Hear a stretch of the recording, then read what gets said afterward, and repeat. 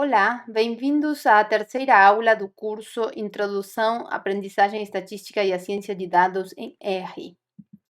Nesta terceira aula, a gente vai falar sobre comparação de modelos, decomposição do erro esperado fora da amostra. Também vamos falar sobre seleção de modelos e validação cruzada, que é um método que é muito utilizado precisamente para fazer essa seleção de modelos. Vamos lembrar um pouco o que a gente viu na última aula e quais são os objetivos da aprendizagem estatística supervisionada. Então, a gente viu como é a formalização do problema de aprendizagem estatística supervisionada, sobretudo no caso de regressão, onde a gente tem uma função objetivo, f, que é a função que a gente quer aprender. Essa função f é uma função que vai do espaço de estados das nossas variáveis preditoras, que é o espaço x, no espaço onde a nossa variável resposta y assume valores, que é o espaço y. Essa função é desconhecida para a gente. Mas, por outro lado, a gente tem um conjunto de dados, que são exemplos desse modelo, que a gente denota por D. E a partir desse conjunto de dados D é que a gente vai tentar aprender essa função f, ou seja, aproximar de certa forma essa função para que a gente possa predizer dados que ainda não foram observados. Então, para fazer essa aproximação, essa aprendizagem, a gente vai usar uma função de custo L, que é escolhida antes da análise, e também a gente vai definir uma família de funções candidatas G, que seriam o nosso modelo, aquele conjunto no qual a gente vai procurar por uma função que consiga aproximar a nossa função desconhecida f de uma forma adequada. Então, lembrando, o objetivo da aprendizagem estatística é aprender a função objetivo f a partir de um conjunto de dados observado, que neste caso a gente denota com a letra D. Então, nós vimos também na aula anterior esse gráfico aqui, onde a gente tem a função f desconhecida e os pontos do nosso conjunto de dados. Então, nesta formalização do problema de aprendizagem, a gente tem que cada ponto do nosso conjunto de dados, que seria um ponto x e y aqui, ele é obtido com o seguinte modelo, digamos. O y seria a função objetivo f avaliada no ponto xi, mais um erro de medida, um erro aleatório que tem uma média zero e uma variância sigma quadrado. Então, o que acontece é que na prática esse erro é impossível de ser aproximado, porque ele é uma flutuação ao redor do verdadeiro valor da nossa função objetivo f. E como o par é tudo que a gente observa e a gente quer tentar, por exemplo, minimizar essa função de custo L entre uma nova observação y e a nossa predição g de x, e a gente está sujeito a esse erro, então a gente não tem, digamos, uma chance de que essa L possa estar perto de zero, ou seja, a gente tem certas flutuações ao redor do verdadeiro valor aqui da f, que seria esse pontinho vermelho, então a y nunca vai estar exatamente acima da curva. Essa y de teste que a gente possa observar no futuro, ela vai flutuar ao redor desse valor f de x. Portanto, sempre vamos ter um erro, esse erro aleatório e essa variância do erro aleatório, que é o erro que a gente não vai conseguir reduzir. Então, a gente vai ver hoje como o erro esperado dessa função de custo, ele é decomposto em diferentes termos que vão depender desse erro aleatório e vão depender da classe de funções que a gente esteja considerando e também do algoritmo ou do método que a gente esteja usando para escolher essa função g. Então, a teoria da aprendizagem estatística tem a ver com tentar entender como esse erro esperado se comporta e também em relação ao erro que a gente consegue estimar na nossa amostra. Então, nós vimos na outra aula que o objetivo é escolher uma função g da nosso conjunto de possíveis funções que minimize esse erro esperado fora da amostra, onde x e y é um par de teste, digamos, que não pertence ao nosso conjunto de dados. E nós também vimos que uma forma de poder aproximar esse valor esperado seria utilizando a média empírica dentro da nossa amostra, porque a gente só tem o conjunto de dados D.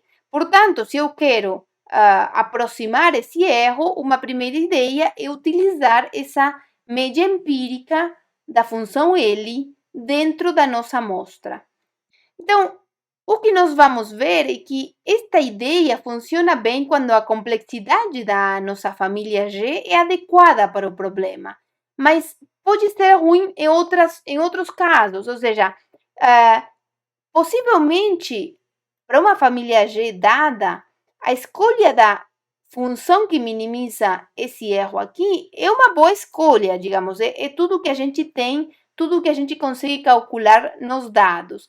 Mas a questão é, será que esse erro final dessa função g que eu escolhi está perto desse erro esperado? Isso seria a pergunta. Será que esse estimador aqui é um bom estimador desse erro esperado? Porque se a gente pensa no objetivo da aprendizagem estatística, que é predizer novos dados, a gente quer também ter uma estimativa confiável desse erro na amostra de teste, porque esse erro esperado é o valor que eu gostaria de ter à mão para saber quanto que eu vou errar no futuro. Ou seja, se eu tiver novos dados, quanto eu posso esperar errar nas minhas predições. Esse é o erro esperado que a gente tem aqui. E se esse estimador que a gente calcula dentro da amostra não é um bom estimador desse erro, então a gente pode estar errando muito na nossa expectativa de predição a futuro, né,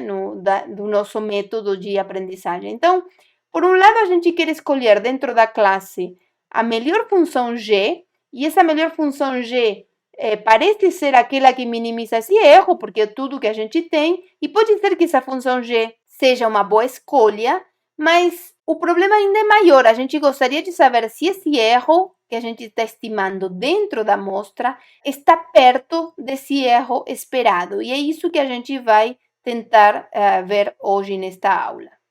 Então, outra das questões que a gente viu na aula passada eram os tipos de erro. Então, a gente tem diferentes tipos de erro, tanto alguns erros que são nosso objetivo na aprendizagem e alguns tipos de erro que são os que a gente consegue calcular na nossa amostra. Então, um dos tipos de erro é o erro estimado dentro da amostra. Então, o que a gente viu agora é aquele que a gente consegue calcular no nosso conjunto de dados. Então, se chama dentro da amostra porque a gente está calculando exatamente esse erro nos pontos do nosso conjunto de dados. Por outro lado, eu poderia pensar no valor esperado desse erro. Então, no valor esperado em relação a quê? Em relação a diferentes conjuntos de dados, porque o nosso conjunto de dados é um, mas a gente está assumindo que esse conjunto de dados tem uma distribuição de probabilidade que gerou esses dados. Então, não existe um único conjunto de dados. O conjunto que a gente está observando é um deles.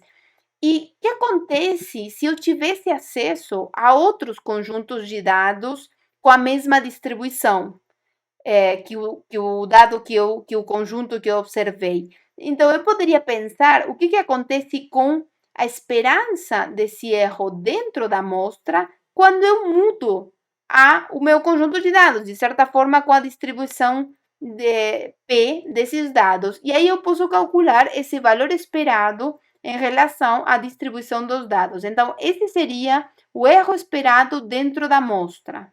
Por outro lado, o nosso objetivo na aprendizagem, como nós falamos várias vezes, é tentar ter uma boa estimativa desse erro esperado fora da amostra, aquele que eu calculo num par XY que não pertence ao meu conjunto de dados, aquele com o qual eu escolhi essa função g.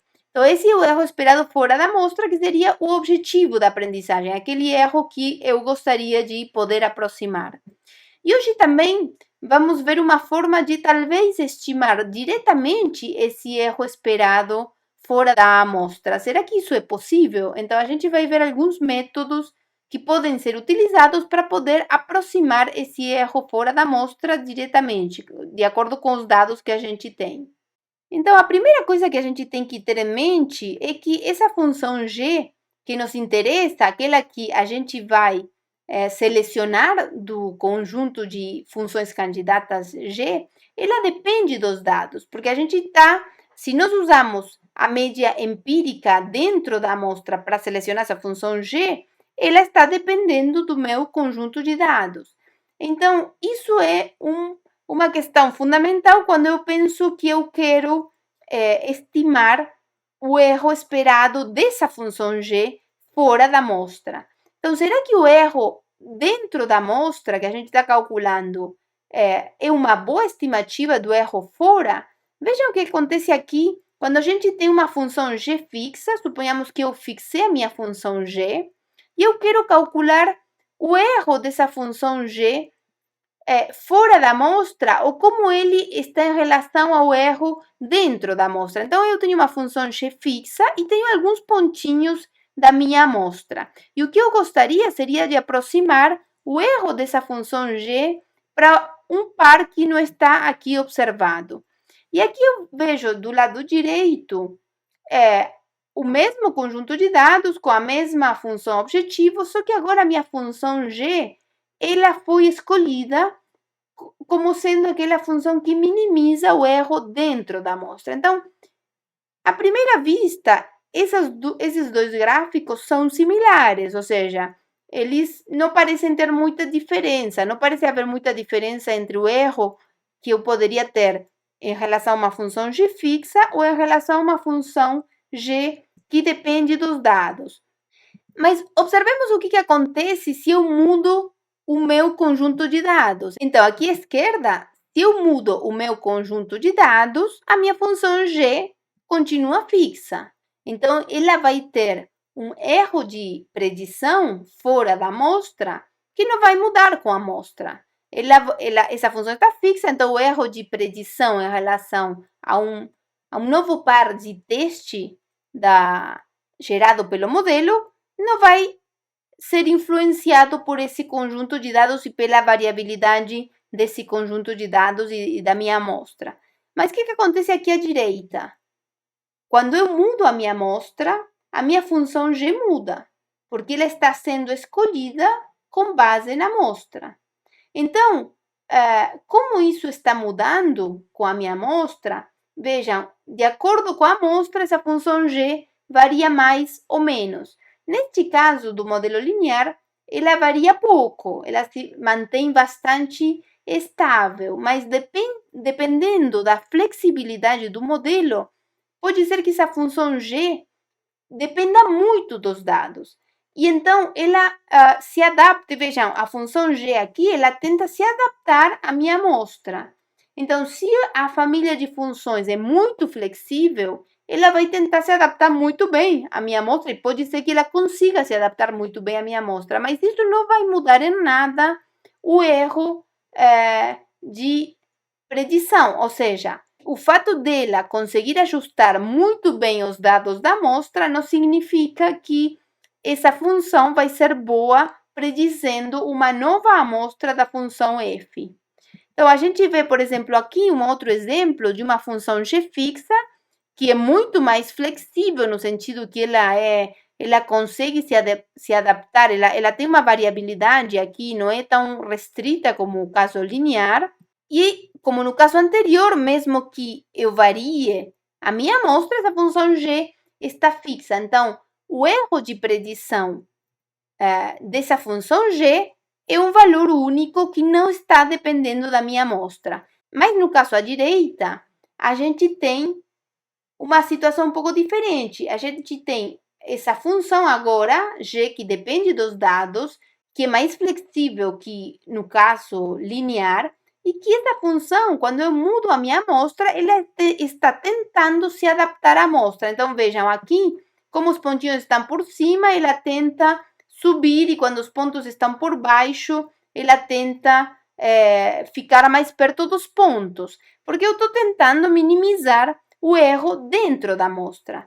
Mas vejam, essa função, se a gente pensar como uma função que aproxime a f, não é melhor que o modelo linear. Ele acaba tendo flutuações muito grandes em regiões onde tem poucos pontos. Então, esse é um preço que a gente paga quando a gente usa modelos mais complexos em relação a modelos mais simples.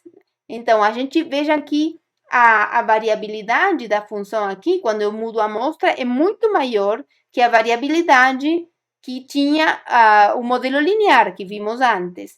Quando eu mudava a amostra antes, essa reta mudava, mas não mudava muito. Então, isso significa que a variabilidade dessa função estimada é menor. Aqui, a nossa G está mudando bastante quando eu mudo uma amostra para outra. Então, essas são as questões que a gente vai tentar entender nesta aula de hoje. Então, a gente poderia se perguntar também o que acontece se o tamanho da amostra for maior. O que acontece com essa função estimada nos dois casos, tanto no modelo linear que a gente estava considerando, quanto no modelo mais flexível. Então, vejamos o que acontece aqui com a função estimada dentro da classe de funções lineares, como neste caso, quando eu mudo a amostra, mas minha amostra é bastante grande. Então, vejam, ela praticamente não muda, ela está mudando, só que vocês praticamente não estão percebendo, porque eu tenho uma amostra muito grande e, portanto, essa função vai ter uma variabilidade pequena, ela vai ficar bastante estável. Então, veja, o modelo linear aqui, em relação a essa função objetivo f que a gente está observando, ele é bastante restrito, digamos. Ele tem um erro de aproximação que ele não vai conseguir melhorar. Ou seja, vejam que com uma reta vai ser difícil que eu consiga aproximar muito bem essa função f. Mas, por outro lado, a vantagem desse modelo é que ele fica bastante estável. Mas o que acontece aqui à direita, agora com a amostra maior? Eu tenho um modelo mais flexível, que é um modelo de splines de grau 12. A gente não vai entrar em detalhes o que são splines, mas pensem em modelos funções que são polinômios. Então, polinômios por pedaços, e são funções bastante suaves. Então, vejam que ela é muito mais flexível. Mas em relação ao que acontecia no slide anterior, quando a gente tinha uma amostra pequena, aqui essa função fica também bastante estável. Este é o mesmo modelo do slide anterior, onde nós vimos que ela mudava muito com a amostra. Mas por que mudava tanto? Porque a gente tinha uma amostra pequena. Então, o modelo não conseguia estimar muito bem a função f. Com esta amostra maior, o modelo, a gente já vê que a variabilidade decresceu bastante e ele parece se adaptar muito melhor, ou seja, aproximar muito melhor a função f do que faz esse modelo linear aqui à esquerda. Então, por um lado, no caso anterior, com uma amostra pequena, este modelo flexível parecia ruim, porque ele flutuava muito, ele tinha uma variabilidade tão grande, e em alguns momentos ele ficava muito afastado da função f. Por outro lado, quando a amostra é maior, aqui ele parece ser bem melhor que o modelo linear.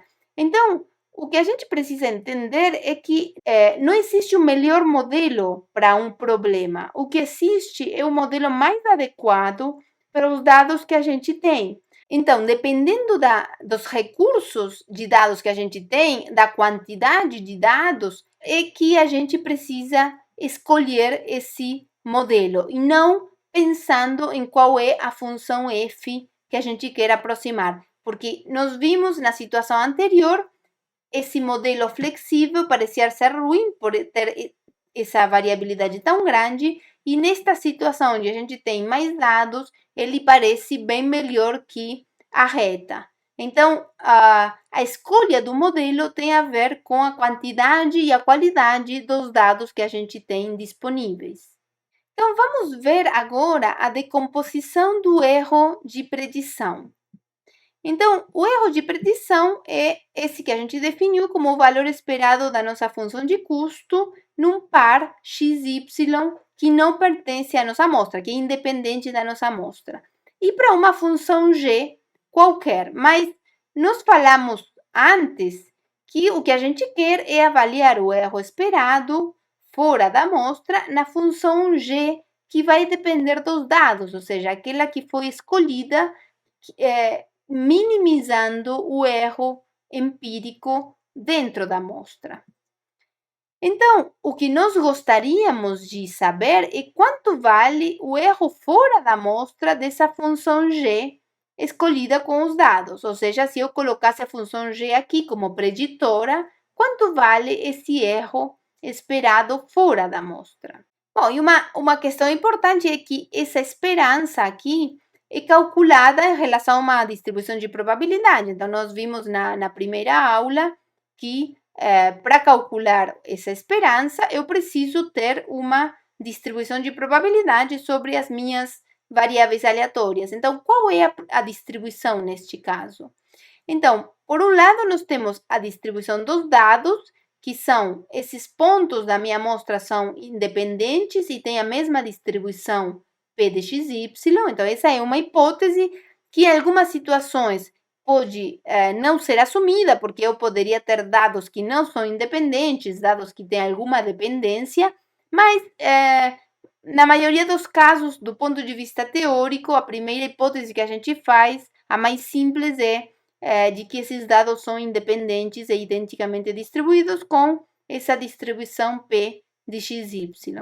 E por outro lado, eu tenho a distribuição da observação de teste, que eu chamei de XY aqui, que também tem a mesma distribuição P dos dados. E eu assumo também que esse par de teste é independente do meu conjunto de dados D. Então, essa é a distribuição com a qual eu vou calcular essa esperança. Então, vamos considerar a função de custo quadrática no caso de regressão. Aqui a gente está focando basicamente no caso de regressão, onde o y é igual a essa f de x mais o erro aleatório. Então, dada a função g da nossa família de possíveis funções, nós podemos escrever esse erro fora da amostra para essa função como sendo a esperança da minha y, que eu estou assumindo que é igual a f de x mais epsilon. Então, essa hipótese que vem na formalização do problema. Então, a y seria uma f de x mais epsilon e menos a g de x, que é a minha y chapéu aqui, a minha predição, ao quadrado. Então, essa seria a esperança da função de custo no meu par de teste x, y. Essa esperança dessa diferença aqui ao quadrado, eu posso, então, escrever como sendo o quadrado do primeiro termo aqui, da primeira diferença entre f de x e g de x. Então, eu passei esse g de x aqui para frente, então seria o quadrado dessa diferença, mais duas vezes esse primeiro termo, que seria f de x menos g de x vezes epsilon, mais o epsilon ao quadrado. Então, simplesmente eu desenvolvi o quadrado que está aqui dentro da esperança. E o que acontece? Então, a esperança é um operador que é linear, ou seja, se eu tenho uma soma de variáveis aleatórias, a esperança é a soma, a esperança dessa soma é a soma das esperanças. Então, neste caso, essa esperança dessa soma que eu tenho aqui dentro, eu posso escrever como a esperança de f de x menos g de x ao quadrado, mais a esperança do termo do meio, que é duas vezes f de x menos g de x vezes epsilon, mais a esperança do epsilon ao quadrado. E nós assumimos que as variáveis x e y são independentes, ou seja, que a minha variável preditora é independente do erro. Esse erro seria um erro de medida que não é influenciado pela x.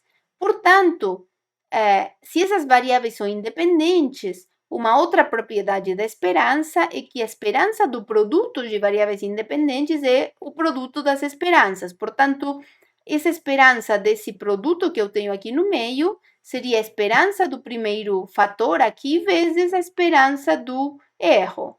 Mas nós sabemos que a esperança do erro é zero. A gente está assumindo, essa é uma outra hipótese de que o erro tem esperança zero. E, portanto, a esperança desse produto aqui, desses dois fatores, seria igual a zero. Por outro lado, ainda na formulação do problema, a gente assumiu que a esperança do epsilon ao quadrado, ou seja, a variância do erro de medida, é sigma quadrado. Então, eu posso substituir aqui essa esperança pelo sigma quadrado. Com isso, eu obtenho que a esperança fora da amostra dessa função g é a esperança de f de x menos g de x ao quadrado mais o sigma quadrado, que é a variância do meu erro de medida, digamos. Então, veja, uma primeira decomposição desse erro de predição para uma certa função g é essa aqui, ou seja, eu consigo decompor esse erro fora da amostra, como sendo um termo que depende da minha função objetivo f aqui e da minha função g, propriamente dita, que pertence à classe de funções g, e um termo que depende inteiramente do erro de medida, ou seja, da variância do erro de medida. Então, essa é a primeira decomposição do erro de predição, onde a gente tem um erro que é redutível, ou seja, esse erro que vai depender da minha classe de funções, ou seja, vai depender do que eu fizer, do que eu definir para o problema. Tudo o que eu posso definir é a classe de funções g e o algoritmo, o método que eu vou utilizar para escolher essa função g. Então, esse é um erro que eu poderia tentar diminuir, mudando ou a função g ou o algoritmo.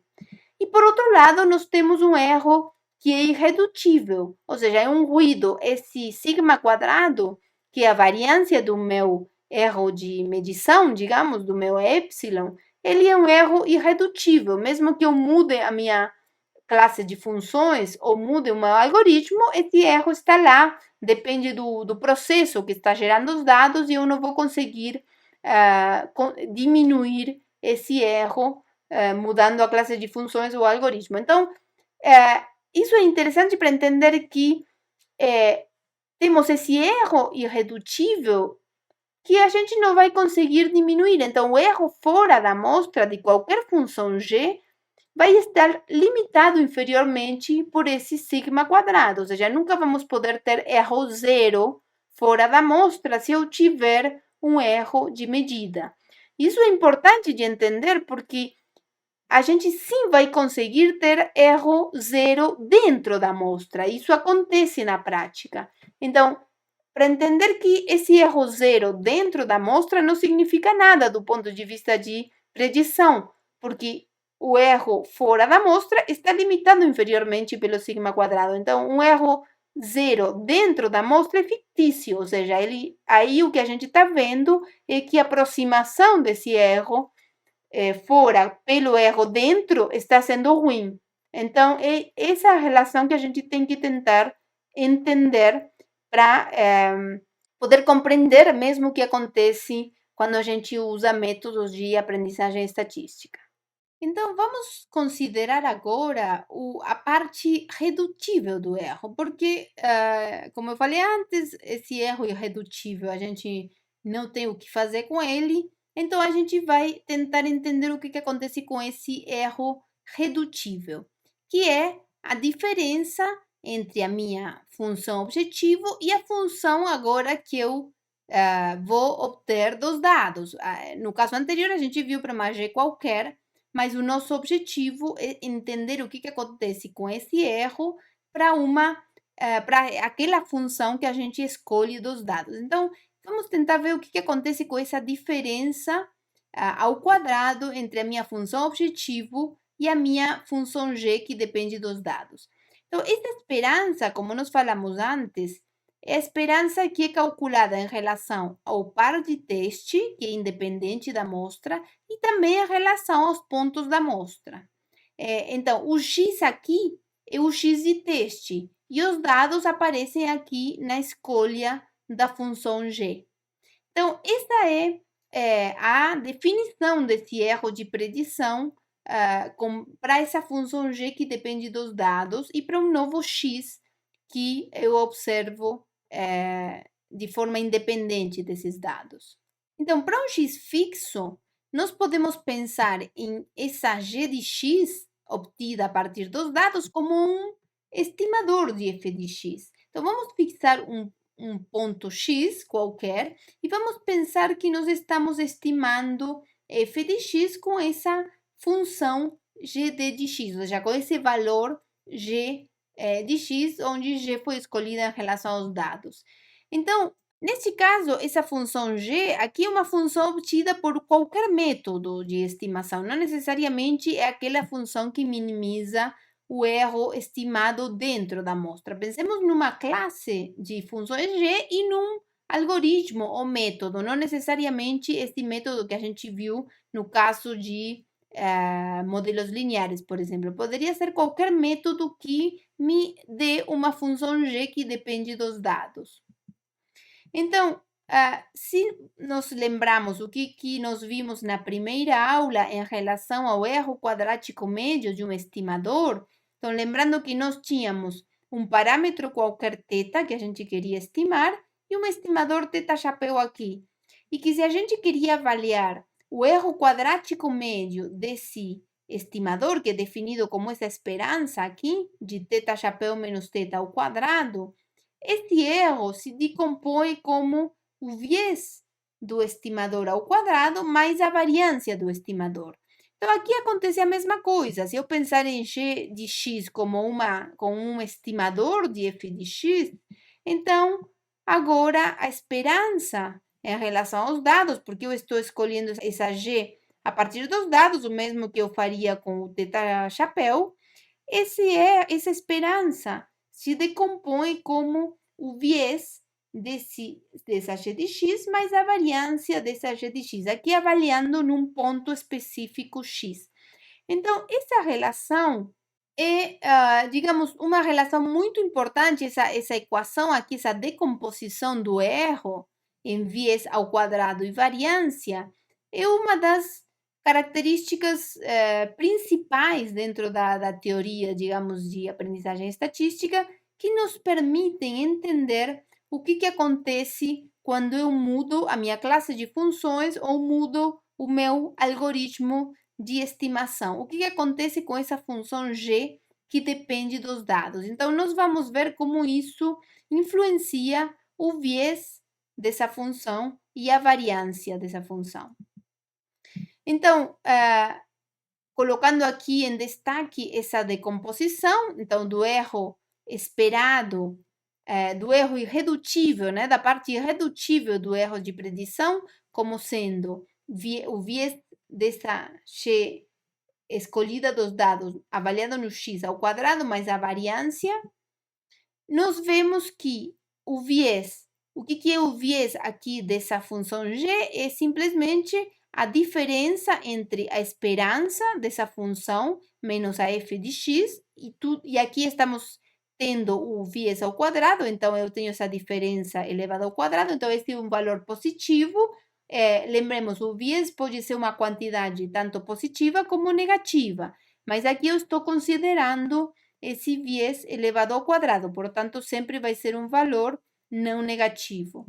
E a variância dessa função aqui avaliada em x é simplesmente a variância como a gente definiu, é a esperança da diferença entre a minha g e a esperança dessa g ao quadrado. Lembrando que aqui estamos fazendo tudo em relação a um ponto x fixo.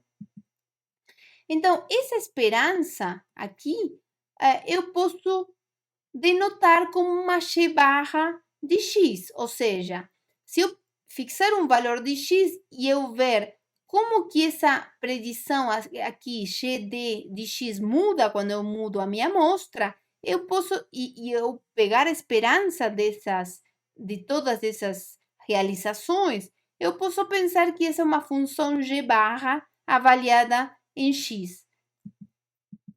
Muitas vezes, essa função G barra é a melhor aproximação para a função f dentro da classe de funções que eu estou considerando. O que seria essa melhor aproximação?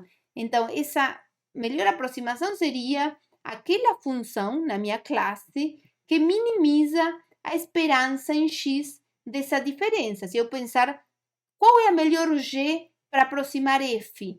Bom, então seria aquela função que, em média, aproxima melhor para todos os possíveis pontos x. Ou seja, eu gostaria de aproximar essa f no erro quadrático, ou seja, por isso estou fazendo a diferença de f de x menos g de x ao quadrado e tomando a esperança em relação a x, porque eu gostaria que ela fosse a melhor aproximação considerando todos os pontos. Então, muitas vezes essa função g barra pode ser que coincida com essa melhor aproximação a f dentro da classe. Em outras situações pode ser que seja diferente. Isso vai depender do método que a gente utilize para encontrar essa função g que depende dos dados. Mas, de certa forma, a gente pode pensar que nós temos aqui a variância como sendo a variância em relação a essa função g, ou seja, como que essa g escolhida dos dados flutua ao redor dessa função g barra. Qual é a variabilidade dessas duas quantidades? E, por outro lado, o viés que seria a diferença, então, aqui entre g barra de x e f de x, ou seja, quão boa é a aproximação dessa função g barra de x em relação a f de x. Então, vamos ver um exemplo específico para entender o que acontece com essas duas componentes do erro, o viés ao quadrado e a variância. Vamos considerar uma função f que vai do intervalo menos 1, 1 no conjunto de números reais e está definida por essa função aqui, f de x é o seno de π de x.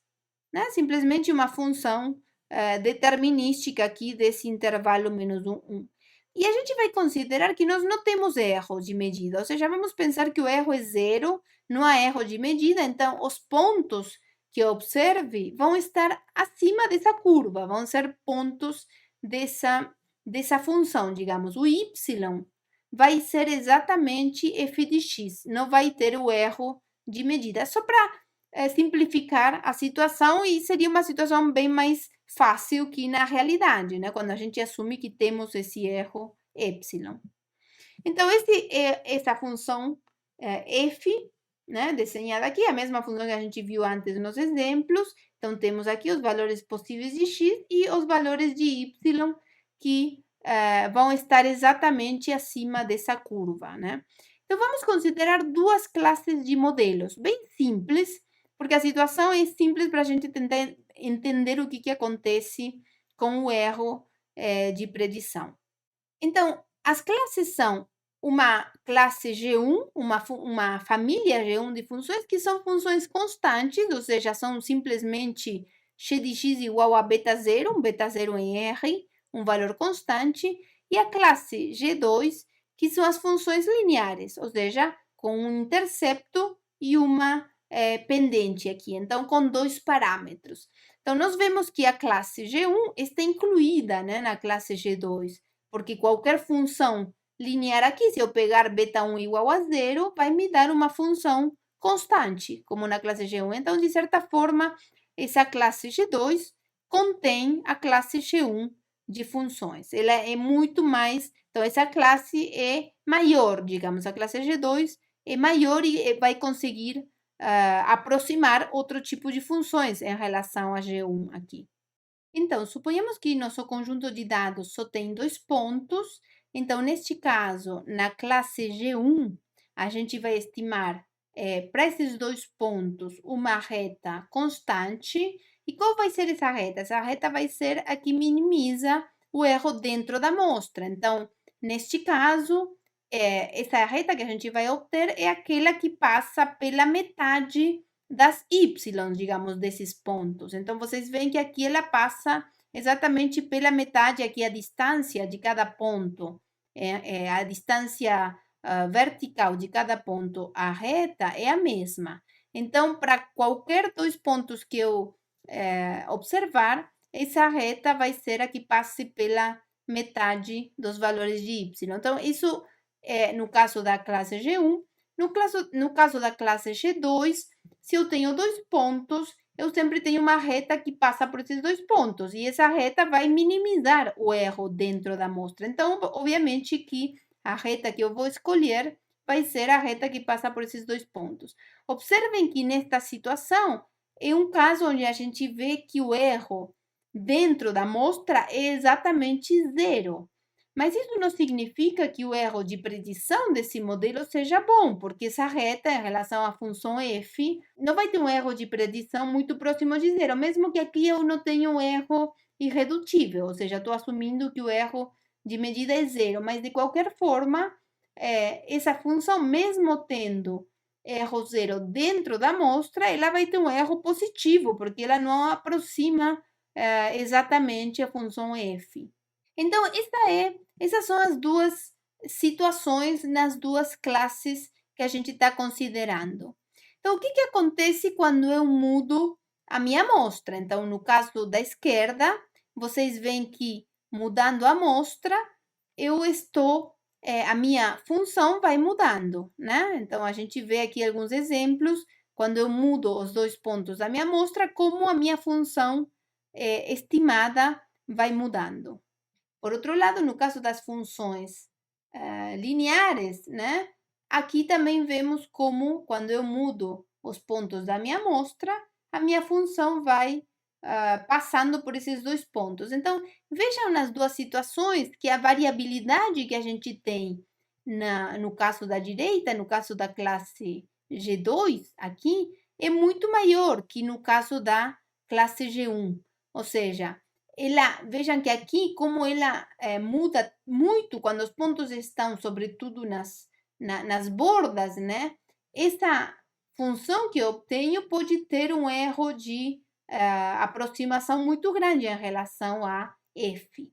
Então, a gente vai ver o que acontece mesmo com o viés e a variância nestas duas situações. Então, se eu fizer esse experimento de mudar os pontos da minha amostra várias vezes e desenhar a reta que eu obtenho, eu teria esse desenho aqui da esquerda. Então, cada linha aqui cinza é uma reta obtida com o meu modelo e para dois pontos da minha amostra. Eu fiz isso 100 vezes, ou seja, simulei 100 vezes um par de pontos sobre essa curva e estimei a reta que passa na metade desses dois pontos, dos valores de y desses dois pontos. E eu obtive esse desenho aqui. Então, vocês veem que aqui, digamos, no meio, em geral, é mais denso, acontece mais dos pontos dessas retas estarem mais ou menos no meio. E nas bordas é mais difícil, porque para obter um valor, uma reta passando aqui, eu teria que ter exatamente dois pontinhos bem aqui nas pontas. Por outro lado, aqui temos à direita a mesma situação, com 100 retas obtidas a partir de uma amostra de tamanho 2. Então, vejam como a variabilidade aqui é maior. Aqui nós temos retas que vêm aqui em cima, né? Que isso não acontece do lado da esquerda. Então, por um lado, em algum momento, digamos, se eu pegar uma reta aqui que passe nessa direção, pode ser que a aproximação da f seja melhor com o modelo aqui G2. Mas esse modelo a gente vê que tem uma variabilidade muito maior. Então, fazendo uma média, né, dessas estimativas, o que eu tenho? Eu consigo calcular essa função g barra, que a gente viu na decomposição. Então, essa função g barra seria essa função, essa reta aqui vermelha, ou seja, para 100 retas que eu obtive, né, e para cada pontinho x, eu calculo a média, né, dessas retas. E aí isso me dá uma reta que é essa reta vermelha que eu tenho aqui. E por outro lado, eu fiz um desenho aqui em cinza, essa barra cinza está representando o desvio padrão dessas estimativas para cada x em relação a essa função g barra, que seria essa curva vermelha. Então, vocês veem aqui que o desvio padrão para cada x é bem menor do que o desvio padrão que eu tenho para cada x aqui no gráfico da direita. Então, por isso, me diz que a variabilidade, né, que a variância para cada x é muito maior nessa classe G2. Por outro lado, então, a função g barra para essa classe, que seria essa reta aqui vermelha, parece aproximar um pouco melhor a f do que essa g barra aqui à esquerda. Vejam que a diferença entre a f e a g barra é menor aqui do lado direito. Então, esse é o custo-benefício que existe entre esse viés e variância. Então, um modelo que tem um viés menor, como esse caso da direita, vai ser um modelo que vai ter uma variância maior. Então, qual é o melhor modelo? Bom, o melhor modelo seria aquele que consegue diminuir o erro de predição, que é essa soma desses dois termos. Então, vamos ver o que acontece nesta situação. No caso da classe de modelo G1, das funções constantes, o viés ao quadrado é exatamente 0,50. Então, eu calculei isso fazendo essas simulações, né, com essas réplicas, né, com as amostras, e deu um viés ao quadrado de 0,50 e uma variância de 0,25, considerando todos os pontos x, ou seja, fazendo esperança em relação a todos os pontos x. O que aconteceu no caso aqui da direita? O viés ao quadrado foi 0,21, então vocês veem que o viés, ou seja, a diferença entre a curva f e a minha x barra aqui é menor, dá um viés ao quadrado de 0,21, mas a variância é 1,69, ou seja, é muito maior que o modelo constante. Então, se eu pensar em reduzir o erro de predição, nesta situação eu tenho que escolher o modelo mais simples de funções constantes. Não tem dúvida de que o erro de predição vai ser menor nesta situação do que nesta situação. Então, o que acontece graficamente é que quando a gente tem, suponhamos que eu consigo representar a minha classe de funções G como se fosse aqui uma família, né? Então, aqui eu tenho um conjunto onde eu teria todas as minhas possíveis funções G candidatas, e eu tenho aqui a minha função objetivo f. Então, quando a minha classe de funções é menor, né? Quando eu tenho poucas funções onde eu procurar por uma aproximação para f, o que acontece é que eu tenho menos chance, digamos, de aproximar bem essa f. Ou seja, o viés ao quadrado vai ser maior. Se aqui eu pensar que eu tenho uma função g barra, suponhamos que essa função g barra de fato pertence ao conjunto de funções, poderia não acontecer, mas vamos assumir aqui que ela pertence a esse conjunto de funções, esse viés vai ser maior, porque eu tenho menos funções para poder aproximar f. Então, é natural que essa diferença entre a melhor função, digamos, dentro da minha classe e a função f seja grande. Por outro lado, como a minha classe de funções é relativamente pequena, o meu algoritmo não vai ter tanta variabilidade em relação a essa função g barra, ou seja, ele não vai ter tanta dificuldade de encontrar essa g barra e ele não vai explorar tanto o espaço, porque o espaço é menor. Então, a variabilidade desse método vai ser menor, e isso está representado aqui por esse círculo menorzinho, e quer dizer que a variância do método é menor. Então, isso acontece num modelo simples, um modelo que tem poucas funções candidatas. Mas o que acontece num modelo complexo, ou seja, um modelo muito flexível, onde eu tenho muitas funções para poder aproximar f? Então, num modelo mais complexo, a situação é contrária, digamos. O viés ao quadrado vai ser menor, porque a minha função, como essa família de funções é mais rica, digamos, eu tenho mais chance de encontrar uma g barra que aproxime bem a função f, mas por outro lado, a variância vai ser bem maior, ou seja, qualquer método de aprendizagem vai explorar o espaço que tem mais funções e, portanto, vai acabar tendo uma variabilidade, uma variância maior. Então, esse contrapeso, esse contrapeso entre viés e variância, esse custo-benefício que a gente diz, é o que determina qual é o melhor modelo para o meu conjunto de dados, para meu problema. Então, a gente viu no exemplo anterior que o erro de predição, que tem a ver com o viés ao quadrado e a variância, depende do conjunto de dados, do tamanho do meu conjunto de dados, e não tanto da função objetivo que a gente está querendo aproximar.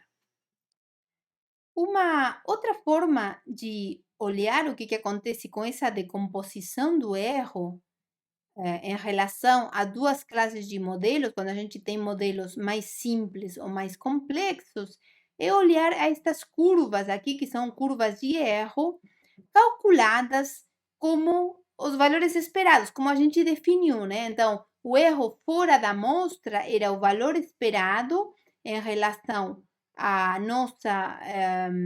a distribuição dos dados e também a distribuição do ponto de teste, e o erro dentro da amostra é a esperança em relação aos dados. Então, se a gente calcula esses erros, né, quando mudando o tamanho da nossa amostra N aqui, num caso de um modelo simples, como o que a gente viu das funções constantes, ou num caso complexo, a gente vai ver essas duas situações. Então, o que acontece aqui?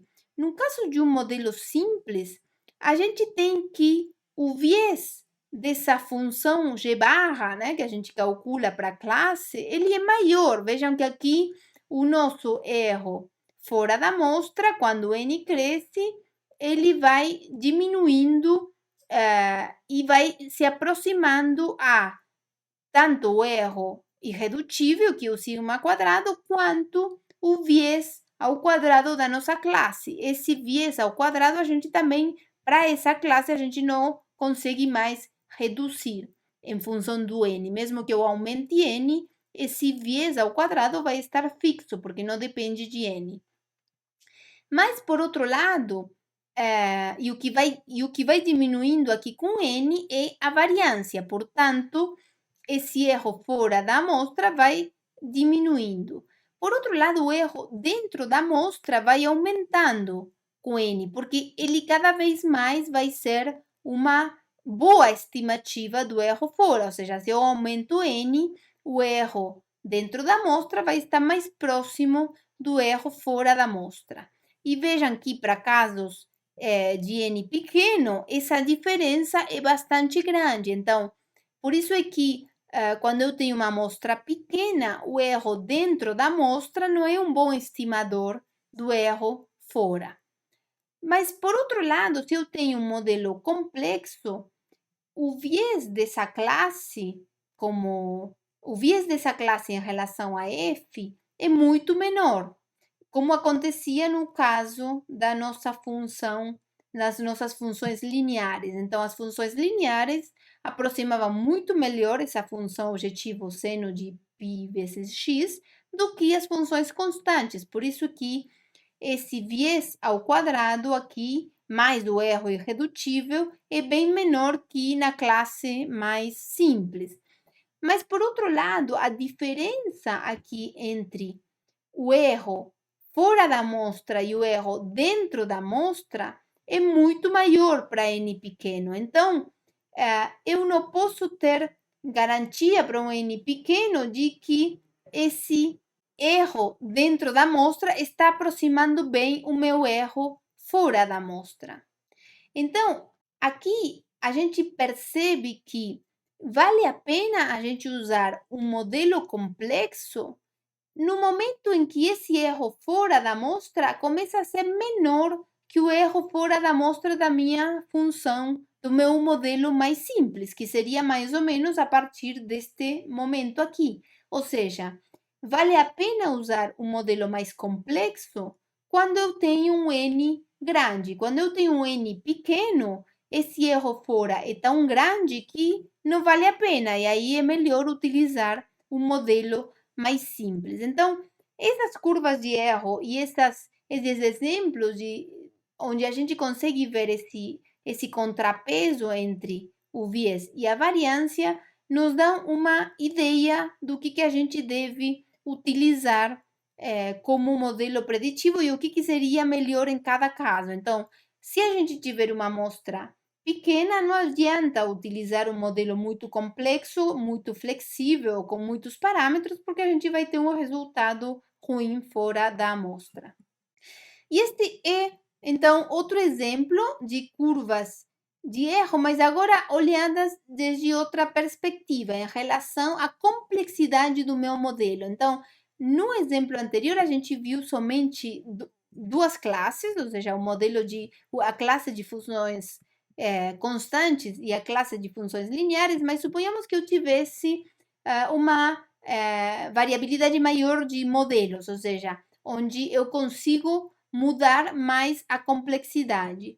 Então, o que aconteceria com esse erro? Então, tanto o erro fora da amostra, como o erro dentro da amostra, aqui também o erro esperado em relação à amostra que eu estou observando e em relação ao ponto de teste, e também as outras curvas, que seriam o viés ao quadrado mais o sigma quadrado. Aqui, digamos, muitas vezes a gente fala de viés, mas está se referindo ao viés ao quadrado, porque é a medida positiva que a gente mede de viés. Então, quando eu falo viés aqui, estou me referindo ao viés ao quadrado, mais o sigma quadrado, que seria o erro irredutível, e a variância, né? Então, nós sabemos que esse erro fora da amostra é a soma dessas duas quantidades, ou dessas três, né? O viés ao quadrado mais o sigma quadrado mais a variância.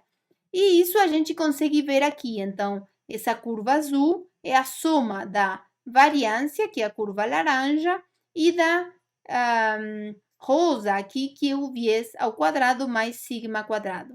Então, vejam, quando eu aumento a complexidade do meu modelo, o viés vai diminuindo, né? Que seria o que eu esperaria, ou seja, a capacidade do meu modelo de aproximar a minha função objetivo vai aumentando com a complexidade da família de funções. Mas, por outro lado, a variância começa a aumentar muito, porque quando eu aumento a complexidade, o meu método vai ter mais dificuldade de encontrar, digamos, essa função g barra, que é a que melhor aproxima f dentro da minha classe. Então, a variância começa a ser dominante aqui quando eu tenho uma complexidade maior. Tudo isso aqui está calculado para uma amostra fixa, ou seja, aqui considerando uma amostra fixa, que é a única amostra que eu tenho, e variando a complexidade do meu modelo. É isso que a gente está observando nesse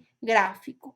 E aqui nós vemos o erro dentro da amostra. Por outro lado, quando eu aumento a complexidade, esse erro diminui. Ou seja, para uma amostra fixa, o erro dentro da amostra vai diminuindo com a complexidade. Então, vejam, não adianta eu tentar utilizar esse erro dentro da amostra como uma boa aproximação do erro fora, quando eu comparo modelos com complexidades diferentes. Então, para selecionar modelos diferentes, né, complexidades de modelos diferentes, eu não posso utilizar o erro dentro da amostra como uma medida, porque eu vou estar selecionando o erro com a maior complexidade. Isso não necessariamente é um modelo que tem o erro fora da amostra menor. Então, entender o que acontece nesta situação é muito importante para vocês conseguirem entender qual é o jogo entre esses diferentes tipos de erro e o que a gente está fazendo quando a gente tenta selecionar modelos ou ajustar a complexidade de um modelo para os dados disponíveis.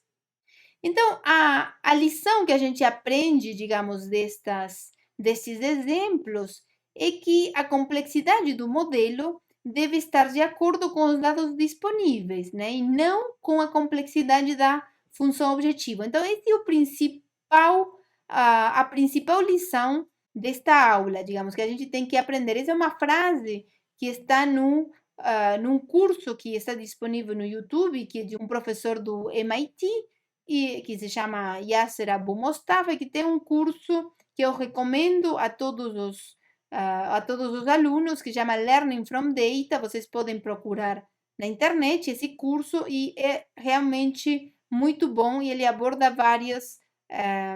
várias questões da aprendizagem estatística e aprendizagem de máquina, né? Bom, então, será que é possível para a gente estimar o erro fora da amostra diretamente? Então, essa é uma questão que a gente. Porque até agora a gente só pensou na aproximação do erro fora da amostra a partir do erro dentro da amostra. Mas será que não é possível a gente tentar aproximar o erro fora da amostra diretamente com os nossos dados?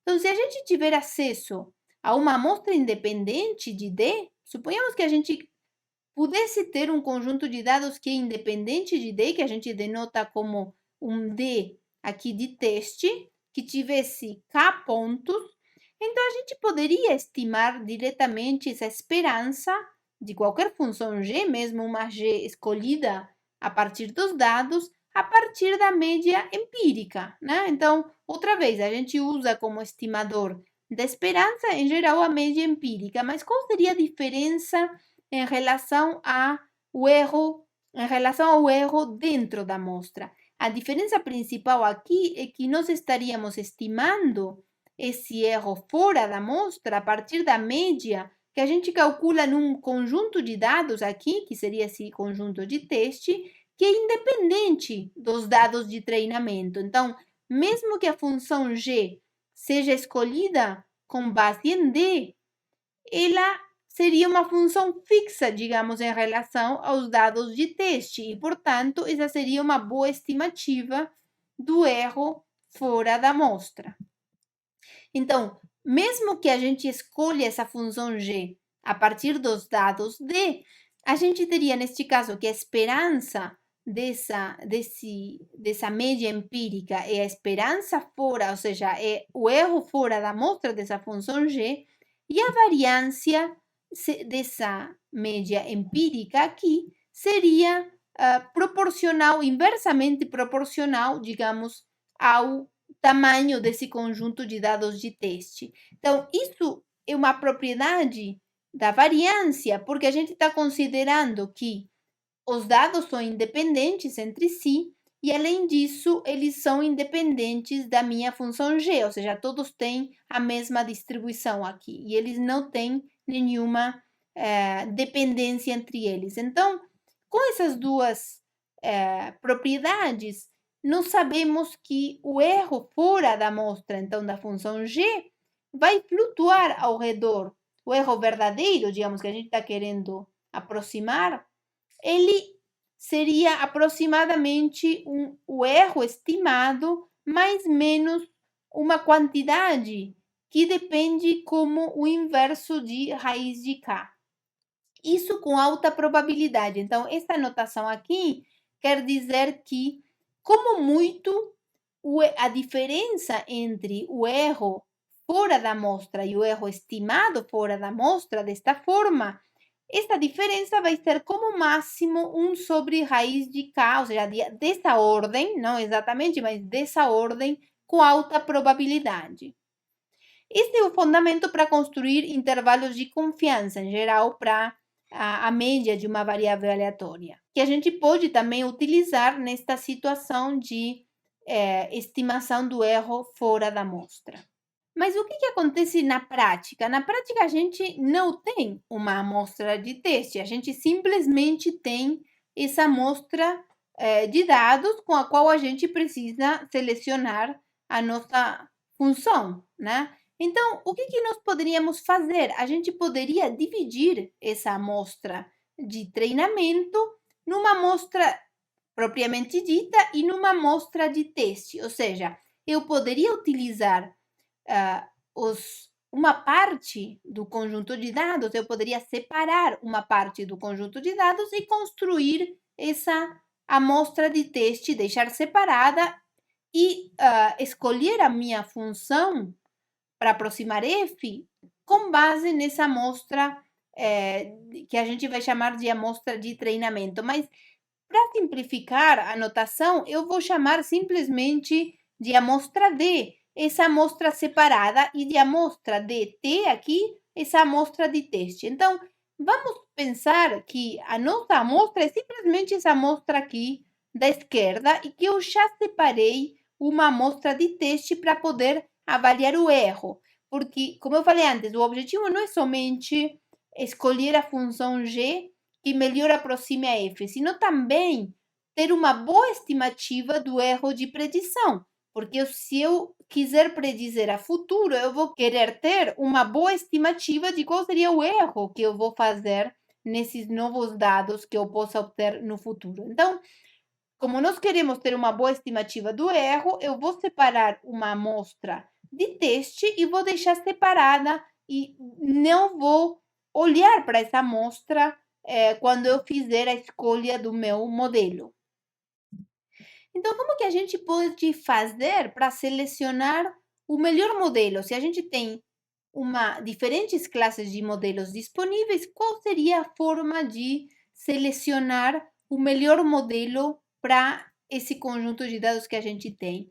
Então, suponhamos que nós temos diferentes classes de modelos aqui, nós temos M classes de modelos, e nós, então, como nós falamos antes, se eu tiver essa amostra de teste, eu posso utilizar a média empírica nessa amostra de teste, e essa é uma boa, digamos que é uma boa aproximação do meu erro fora da amostra. Então, eu poderia, em princípio, calcular, aproximar esse erro fora, utilizando a minha amostra de teste, aí para cada uma dessas classes, né? E aí, que tal se a gente escolher essa função G que minimiza o erro empírico fora da amostra? Então, será que se eu fizer isso, agora esse erro mínimo é é uma boa medida do erro fora da amostra dessa função escolhida? Bom, nesta situação a gente estamos na mesma situação em relação ao erro dentro da amostra e o erro fora da amostra. Se eu utilizo essa amostra de teste para escolher a função G, então o erro final ele não vai ser uma boa estimativa do meu erro fora dessa função escolhida. Suponhamos que nós temos duas classes de modelos e cada classe tem somente uma função. Então, eu tenho uma classe que tem uma G1 e tem outra classe que tem uma função G2. Para cada uma dessas classes, eu estimo o erro fora da amostra, então da classe G1, que tem somente essa função, então é o erro fora dessa função G1 e o erro fora dessa função G2. E vamos supor, só para simplificar, que essa variável aleatória, que seria o erro estimado fora da amostra, tem distribuição uniforme no intervalo 0, 1. Então, só para entender o que acontece nessa situação. Então, nós teríamos duas variáveis uniformes, digamos, suponhamos que são independentes, esses dois erros.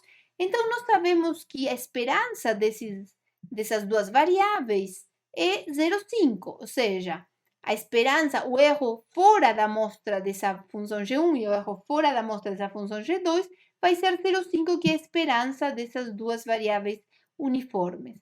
Mas agora suponhamos que eu escolho a minha função G como aquela que minimiza o erro fora da amostra, o que estávamos falando antes. Se eu tenho agora uma amostra de teste separada, eu posso usar essa amostra de teste para calcular, para aproximar o erro fora, que seriam essas aproximações, e agora simplesmente eu escolho a função G que minimiza esse erro fora da amostra.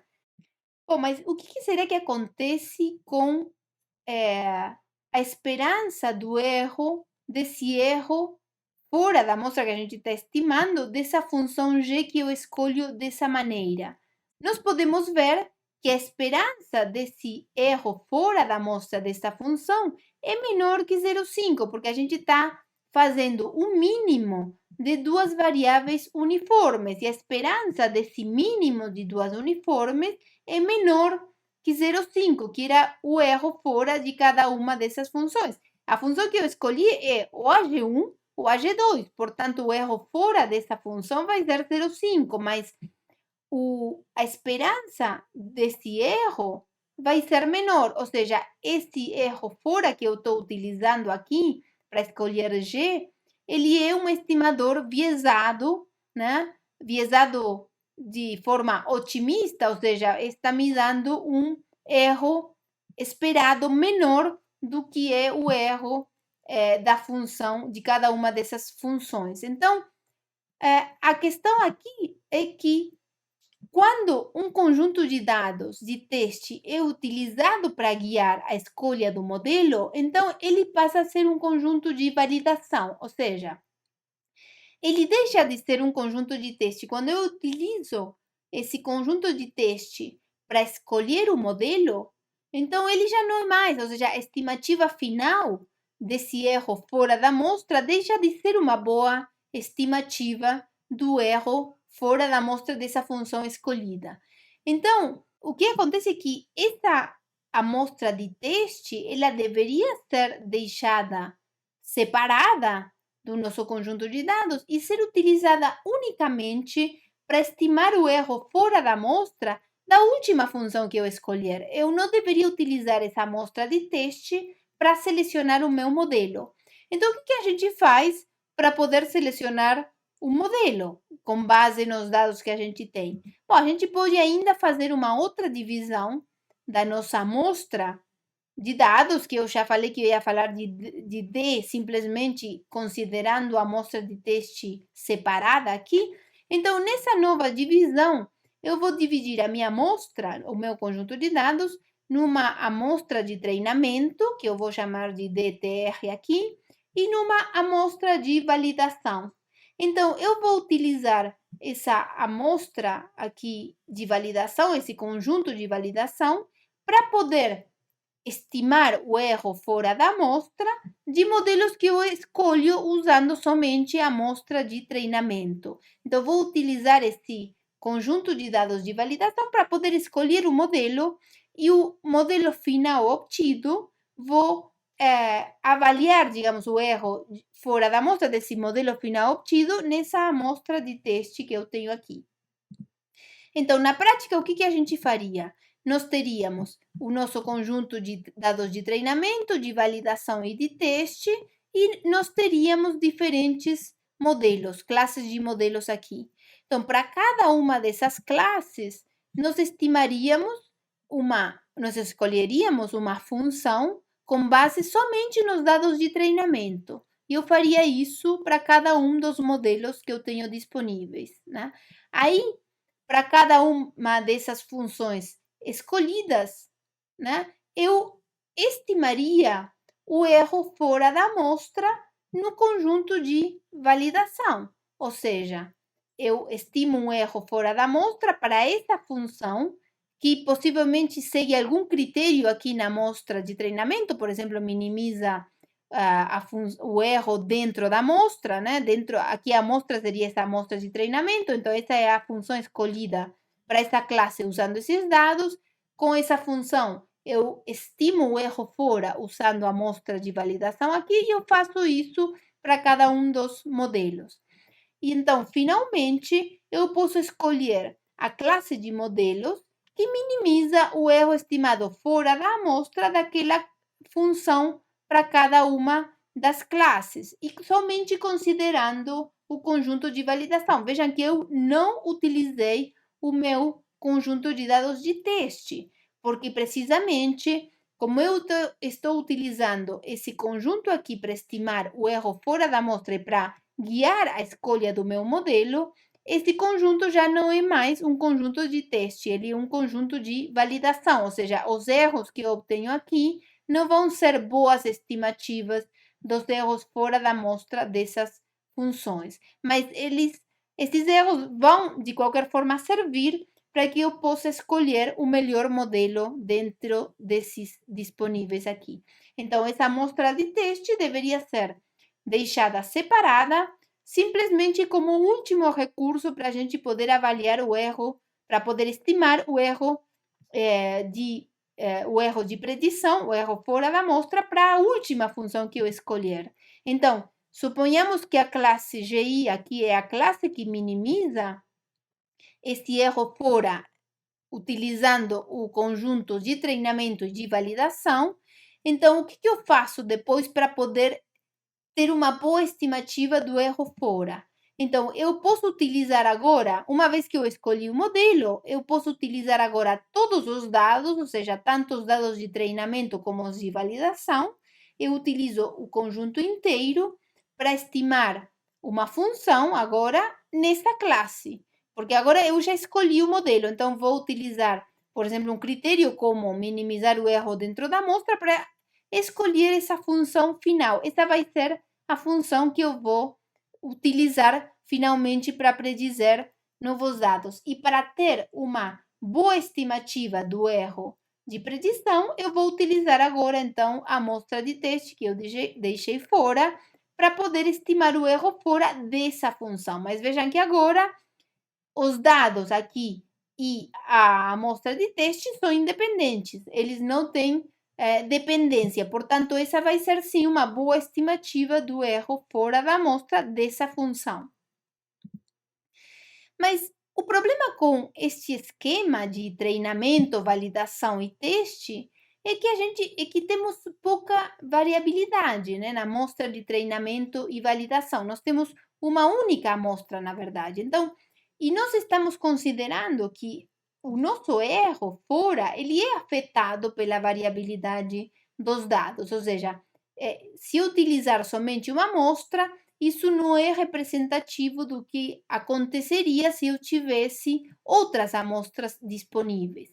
Então, o que nós poderíamos fazer nesse caso? Nós poderíamos utilizar uma técnica que se chama reamostragem, ou também é conhecida como bootstrap, onde a gente divide a nossa amostra repetidas vezes, ou seja, vamos supor que nós conseguimos gerar diferentes amostras com a mesma distribuição. Como, obviamente, a gente não conhece a distribuição dos dados e a gente não tem acesso a outros conjuntos de dados, a gente pode artificialmente, digamos, gerar esses conjuntos de dados a partir da única amostra que a gente tem.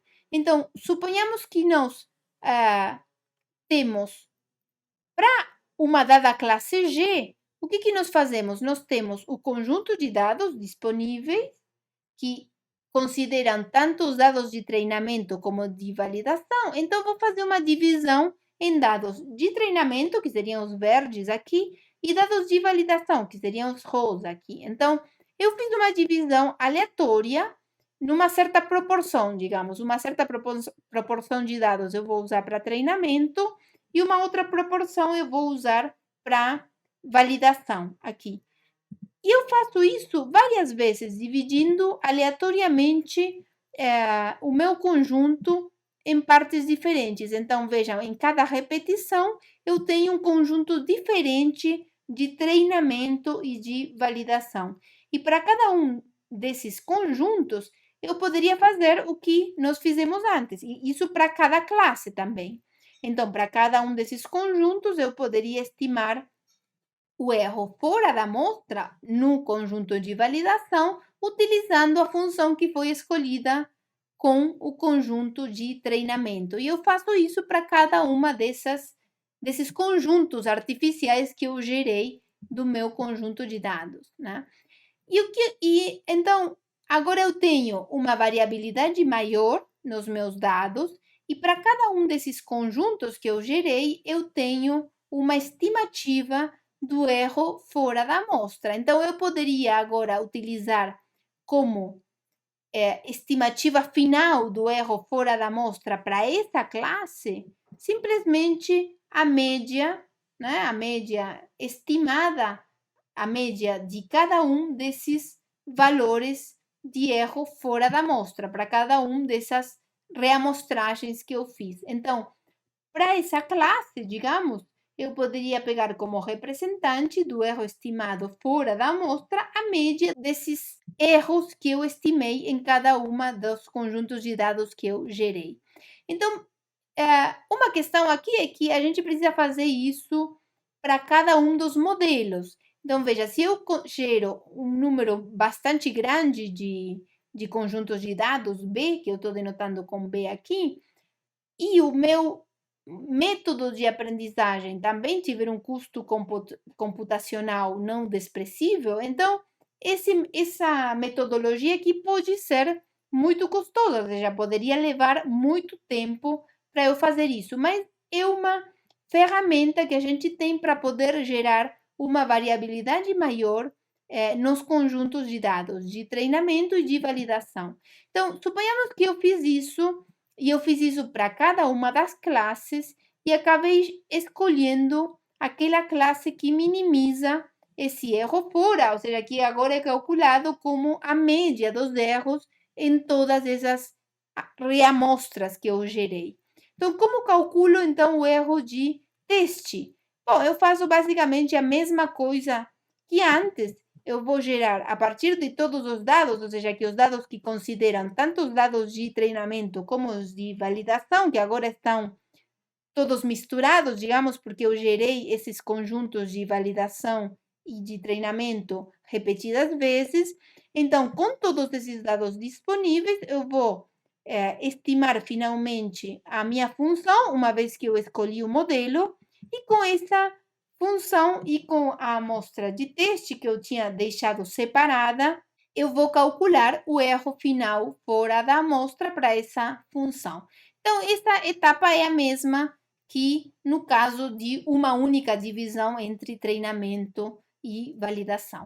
Mas, como eu mencionei antes, o problema de utilizar este método de reamostragem é que eu precisaria gerar muitas amostras e para poder ter uma boa estimativa, digamos, e se eu tiver uma quantidade grande de modelos, isso pode ser muito custoso, porque para cada modelo e para cada reamostra, eu preciso utilizar meu método de aprendizagem, meu algoritmo, para escolher a função G.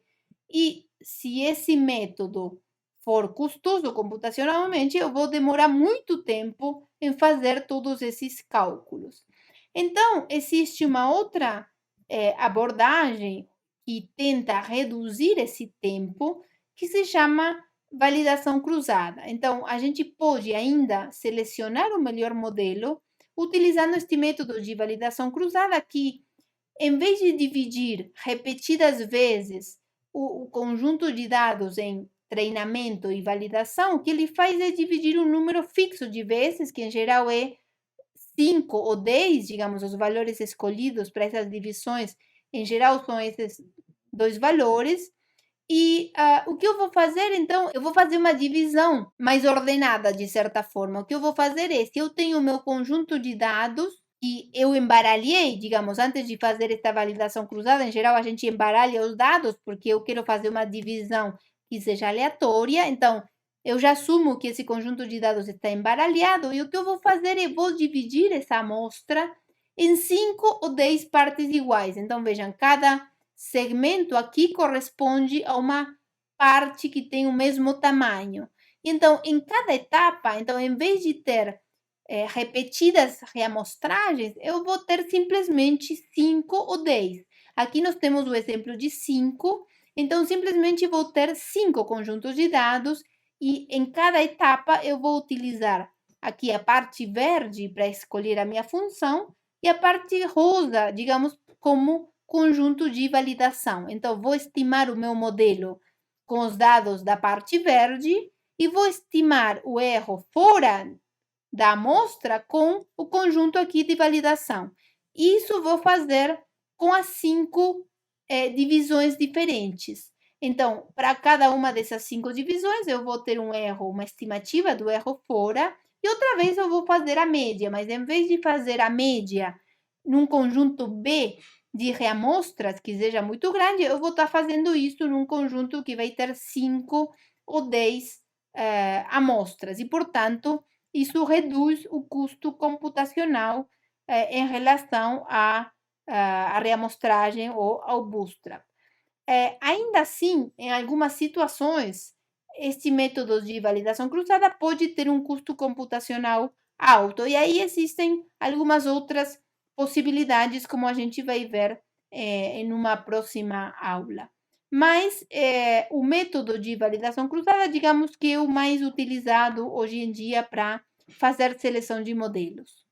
Então, como antes, agora, se eu quiser estimar o erro de teste desse modelo escolhido, então, suponhamos que eu escolhi a classe que minimiza esse erro fora, no caso da validação cruzada, como antes, para estimar o erro de teste, eu vou utilizar o conjunto de dados inteiro, tanto de validação como de treinamento, para escolher a minha função, e depois vou estimar o erro fora da amostra, nessa amostra de teste que a gente separou.